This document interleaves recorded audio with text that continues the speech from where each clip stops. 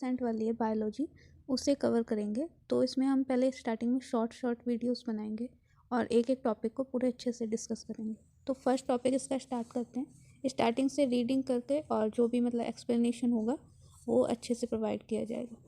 First इसमें start है, जैसे जीव विज्ञान से स्टार्ट हो रहा है। जीव विज्ञान बायोलॉजी विज्ञान की वह शाखा है जिसके अंतर्गत समस्त जीवधारियों का विस्तृत अध्ययन किया जाता है। जीवधारियों की उत्पत्ति, उनका विकास, क्रियाकलाप, उनकी रचना, वातावरण का उन पर प्रभाव तथा उनकी परिस्थिति, पारंपरिक क्रियाएं और यहाँ तक कि उसकी मृत्यु सभी जीव विज्ञान के अंतर्गत अध्ययन किया जाता है। जीव विज्ञान के अंदर जीव विज्ञान जो है उसके अंदर सारी जितनी भी जिसके प्राणी की मृत्यु होती है, जन्म होता है, वो सब कुछ जीव विज्ञान के अंदर आता है। जीव विज्ञान को विज्ञान की एक ऐसी शाखा के रूप में स्थापित करने का श्रेय अरस्तु को जाता है। अरस्तु साइंटिस्ट थे जिन्होंने जीव विज्ञान को पहली बार मतलब जीव विज्ञान नाम दिया, डिस्कवर किया। अरस्तु को ही जीव विज्ञान का जनक भी बोला गया है, फादर ऑफ बायोलॉजी। लेकिन जीवधारियों के अध्ययन के लिए बायोलॉजी बायो और लॉजी दो शब्दों से मिलकर बनी है। बायो का मतलब होता है लाइफ, लोगस का मतलब होता है स्टडी। जिसमें भी हम लाइफ की स्टडी करते हैं, जीवन का अध्ययन करते हैं, उसे हम क्या बोलते हैं? बायोलॉजी बोलते हैं या फिर जीव विज्ञान बोलते हैं। जीव विज्ञान जो है वो सबसे पहले इस शब्द का सबसे पहले प्रयोग किया है 1801 ईस्वी में लैमार्क, जो फ्रांस के थे, और ट्रेवी। लास्ट वीडियो में हमने डिस्कस किया था कि जीव विज्ञान जो है वो क्या है और उसे किसने डिस्कवर किया, तो हमने बताया था अरस्तु ने डिस्कवर किया। इस वीडियो में हम डिस्कस करेंगे कि जीव विज्ञान जो है वो दो शाखाओं में बटी है। एक तो वनस्पति विज्ञान है जिसे इंग्लिश में हम बॉटनी बोलते हैं। बॉटन का मीन्स होता है हर्ब्स मतलब प्लांट्स। और दूसरी है प्राणी विज्ञान जिसे हम जूलॉजी बोलते हैं।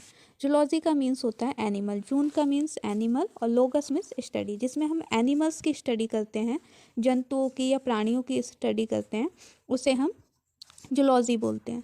तो जीव विज्ञान की ये दो शाखाएं हैं। वनस्पति विज्ञान जो है उसके अंतर्गत पेड़ पौधे आते हैं और जो प्राणी विज्ञान है उसके अंतर्गत हमारे सारे जीव जंतु आते हैं। एरिस्टोफेनेस को फादर ऑफ बॉटनी भी कहा गया है। अरस्तु ने एक पुस्तक लिखी थी जिसका नाम था हिस्टोरियन एनिमेलियम।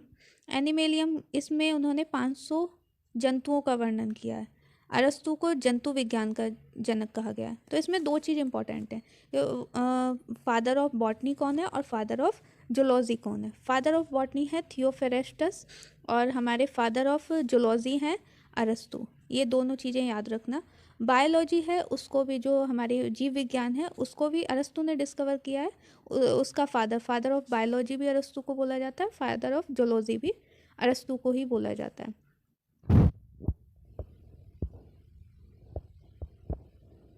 लीनियस उनका माना जाता है।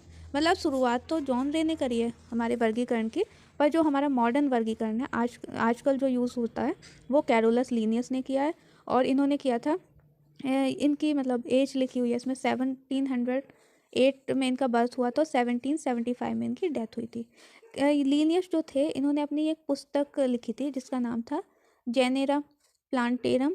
जेनेरा प्लांटेरियम में इन्होंने जेनेरा प्लांटेरियम लिखी थी, सिस्टेमा नेचुरा लिखी थी और नेचुरी लिखी थी, और थी क्लासिक प्लांटेरियम। उसके बाद थी इनकी एक और बुक लिखी थी इन्होंने जिसका नाम था फिलोसॉफिकल बॉटनिका। फिलोसॉफिकल बॉटनिका में इन्होंने विस्तृत रूप से वर्णन किया है। इनकी मतलब ये सबसे ज़्यादा इंपॉर्टेंट बुक है फिलोसॉफिक बॉटनिका। फिलोसॉफिक बॉटनिका में जितने भी वर्गीकरण है जो मॉडर्न टाइम में यूज़ होते हैं उनका इन्होंने वर्णन किया है। दो किंगडम बताए उनके, जगत मतलब एक प्लांट पादप जगत, दूसरा जंतु जगत मतलब एनिमल किंगडम।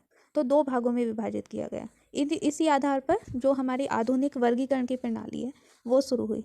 पहले मैं ये बता दूं कि वर्गीकरण जो होता है, वर्गीकरण का मीन्स होता है जब हम किसी चीज़ को किसी ग्रुप में डिवाइड करते हैं।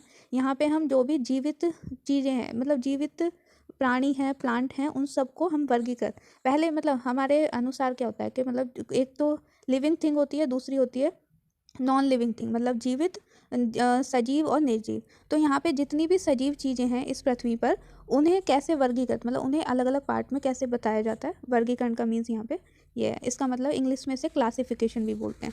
तो वर्गीकृत इसे दो पार्टों में किया, जो किसने किया है? कैरोलस लीनियस ने किया। इसीलिए इन्हें फादर ऑफ टैक्सोनॉमी या फिर वर्गीकी का पिता भी कहा जाता है। इन्हें फादर ऑफ टैक्सोनॉमी और वर्गीकी का पिता भी कहा जाता है।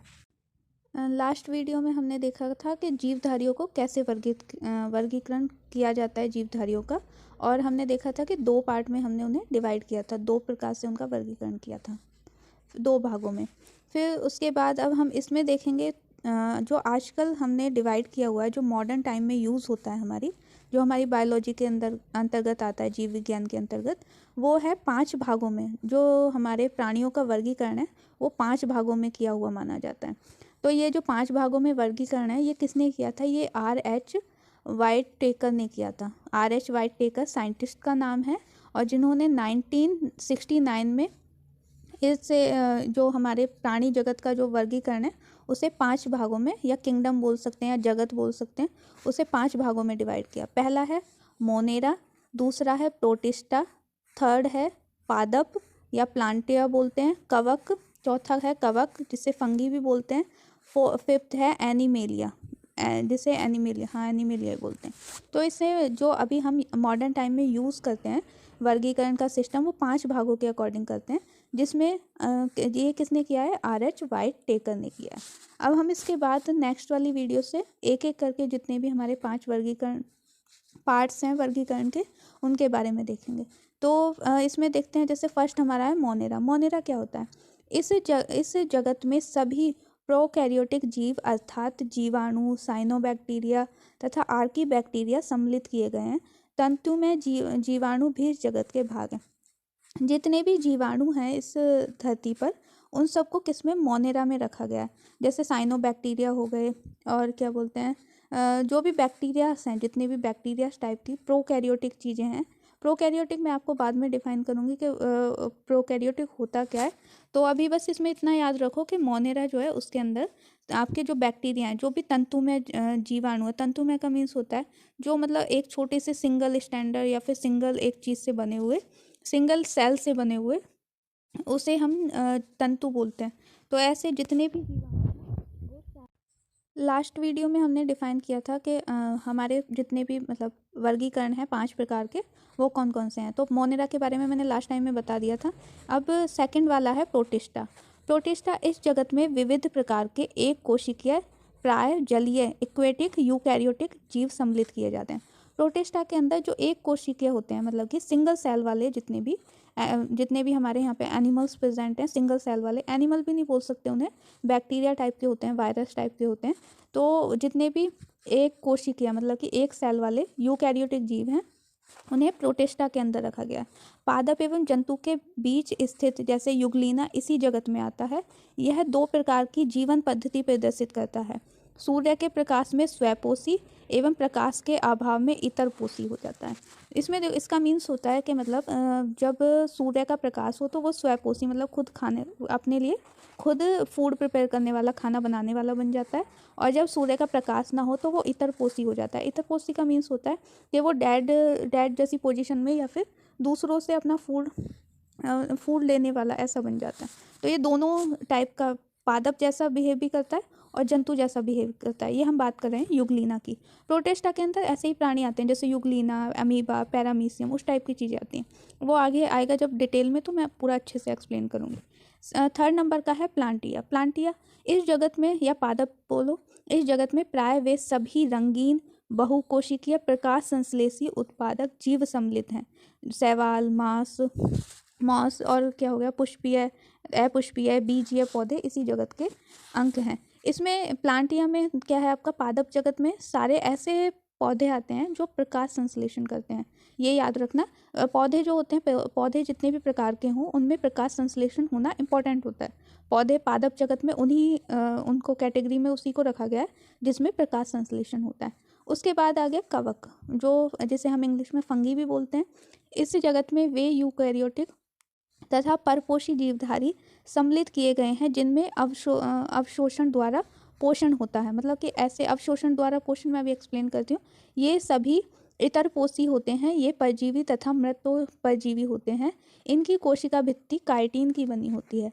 अब देखो इसमें क्या बोला है कि ये यूकैरियोटिक होते हैं, परपोषी जीवधारी होते हैं। परपोषी का मीन्स होता है जिनमें अवशोषण द्वारा पोषण होता है।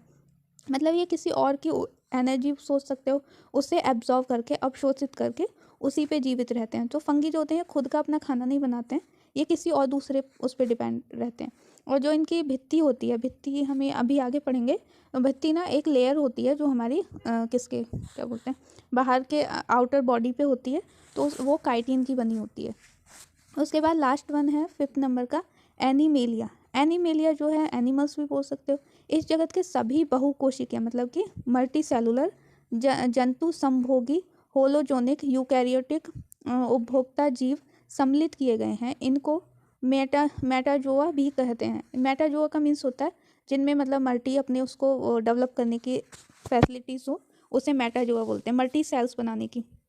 तो इसमें कौन कौन से आते हैं, जैसे हाइड्रा, जेलीफिश, क्रमी, ये क्या बोलते हैं सितारा मछलियाँ, स्टारफिश भी बोलते हैं, सरीसृप, उभयचर, पक्षी, स्तनधारी जीव इस जगत के अंग हैं। मतलब इतनी सारी जितनी भी चीज़ें थी बोली थी मैंने, सारे क्या हैं एनिमेलिया। एनिमल्स में जो भी हमारे मल्टी सेलुलर जितने भी इस अर्थ पे प्रेजेंट हैं वो सारे के सारे एनिमेलिया में आते हैं। चलो फिर हम अब नेक्स्ट वीडियो में मिलते हैं। नेक्स्ट में हम जो हमारे जीव हैं उनके नामकरण की पद्धति पढ़ेंगे कि उनको नाम कैसे दिया जाता है। कोई भी प्लांट हो गया या फिर एनिमल हो गया, उसे किस प्रकार से साइंस के अकॉर्डिंग नाम दिया जाता है, हम वो नेक्स्ट वीडियो में पढ़ेंगे।